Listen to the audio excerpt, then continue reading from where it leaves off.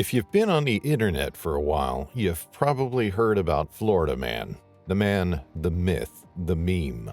Internet users race to post the most unbelievable or strange news stories featuring men from Florida. But this Florida Man story might just take the cake. His is a tale full of grit, resilience, and perseverance, even amidst the most horrific circumstances. When modern man meets nature, chances are unforeseeable events will take place. And while we might have the upper hand with our machinery and technology, naked and afraid, we're usually no match for anything with scales, claws, or talons, and of course, massive jaws snapping for blood. But this man defeated all the odds when he chose to survive. It was July 17, 2022, when 43-year-old Eric Merda found himself with a little bit of free time on his hands. He was usually pretty busy with his irrigation and sprinkler company, but had just completed a job and decided to call it a day and head back to his home in Sarasota, Florida. As he drove in his white van, Eric spotted a dirt road. It intrigued him. He had never been on that particular road before, and he gave in to his more adventurous urges. He turned the wheel and took off down the dirt road, curious to see where it led. At some point during the afternoon, he got out of his van and continued his exploration by foot. He now knew where he was, or at least had the general idea of it. His exploration led him near the Manatee Fish Camp, a popular spot with fishermen and campers who wanted to enjoy the nearby Lake Manatee, an artificial reservoir completed in the 60s, which covers 2 square miles. Step by step, Eric Merda reached a swamp. While he was aware of many dangers a swamp poses to an unprepared traveler, from annoying insects carrying diseases to treacherous mud and dangerous animals, Eric wasn't about to give up. He was a Florida man, born and raised, and he had a good time, at least at first. The man enjoyed the feeling of the swamp, the rich sounds and earthy smells. He even liked the stingy feeling of getting cut up in the heavy brush. But as the day progressed, his feet hurt more and more. The cuts became more painful and annoying rather than a testament to Eric's adventure. And the heat was nothing short of unbearable. Merda also realized his water supply was getting scarcer, and he thought of his phone, which he had left in the van. He hadn't given it too much thought at first, but it seemed like a mistake now. He'd been walking for the better part of 3 hours, and it was easy to see it was time to get back to his van. If not for the fact that he didn't have any idea where he was, it was getting darker too. So Merda kept on walking, hoping to spot a familiar path or tree. Not much later, after resuming his search, he saw his van, but it was nowhere close. Instead, it was on the other side of the 2 square mile Lake Manatee. Like all Floridians, the 43-year-old man knew there were alligators in the swamp and that any body of water was potentially dangerous. In fact, gators have inhabited Florida's swamps, marshes, lakes, and rivers for many centuries. And sometimes they even go for strolls away from water and into residential areas, terrifying the local residents. But as he stood on the shore of Lake Manatee, Eric Merda was desperate. He was lost, confused, and the darkness began to engulf him. He thought he had no choice. He thought his best shot at getting out of the swamp and to his van was to plunge into the reservoir and swim for it. The muddy water did little to soothe his exhausted body and the million tiny cuts all over it, but Eric figured it wouldn't take him more than 15 minutes to cross what he thought was only half a mile of water. But the half mile came and passed, and Merda could feel he was in big trouble. His clothes were weighing him down, slowing the already tiresome advance through the water and causing the man to sink gradually.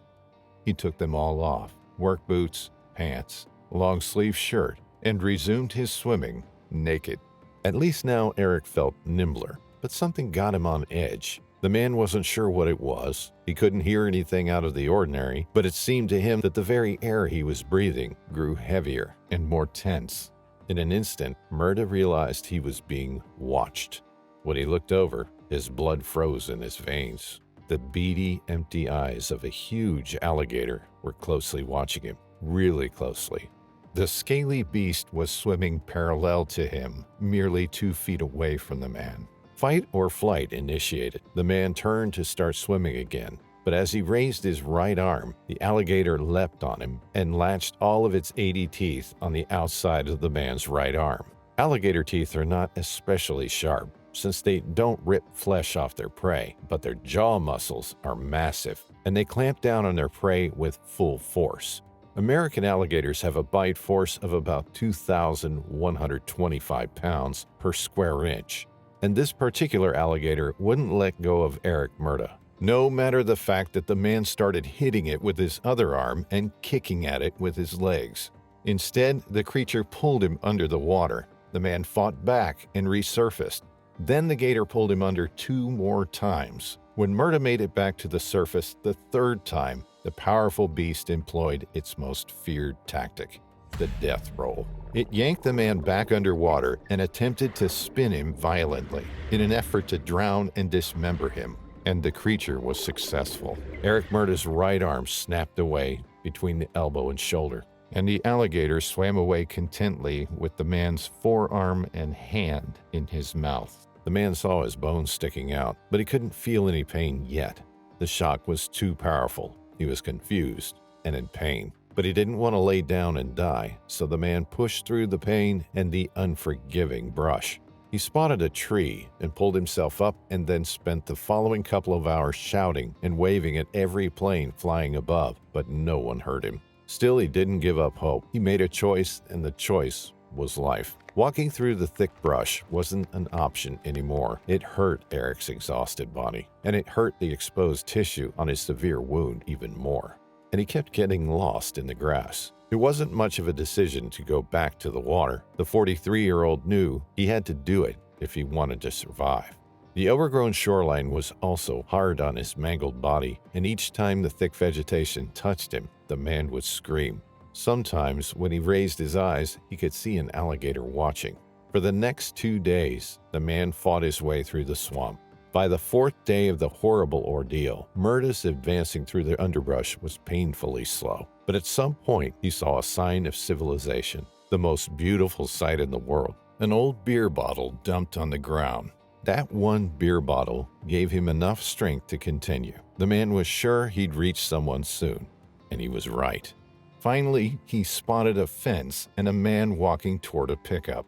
Eric started shouting, but his voice was probably too weak. The man didn't hear him. But Eric Merda was fed up with all these hardships. He started running, and the stunned man spotted him and stayed with him until the paramedics arrived in a helicopter and took the injured man to Sarasota Memorial Hospital. He was 15 pounds lighter and in dire need for antibiotics. Infection had eaten away at his wound, so doctors had to cut some more. But it didn't matter to Eric. He was alive, and he had fought an alligator for it. He went back home to his 7 children with a new outlook on life. Although his work in the irrigation field is no longer possible, Eric now hopes to become a motivational speaker. He thinks his encounter with death taught him important lessons that he'd like to share. Since his story made the news, there's been some rejection of Eric's version of the events, with members of the Florida Fish and Wildlife Conservation Commission stating they'd found some inconsistencies in the man's various accounts of the story. Maybe the truth is still out there in the swamp.